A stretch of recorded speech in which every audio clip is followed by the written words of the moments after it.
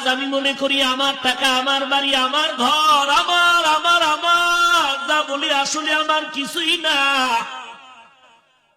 এই কথাটাই তো বলেছিলেন আল্লাহ পাকের একজন আশিক মনসুর হাল্লাজ। ওই পাগলা বলেছিল, আমি বলবো কি, আমি বলার ক্ষমতা তো আমার নাই, কারণ আমি আল্লাহ যদি আমাকে নিঃশ্বাস নেওয়ার সুযোগ না দেয় আমি নিতে পারবো না।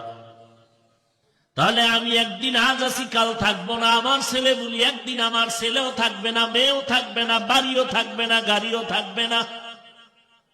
এমন একটা সময় আসবে আমিও থাকবো না, হয়ে যাব আমি লাশ। মাইকে এলান হবে, অমুক হাজী সাহেব নাই, সাদা কাপড়ের মধ্যে হাজী সাহেবের লাশটা পড়ে আছে, কেউ নাই, কেউ নাই।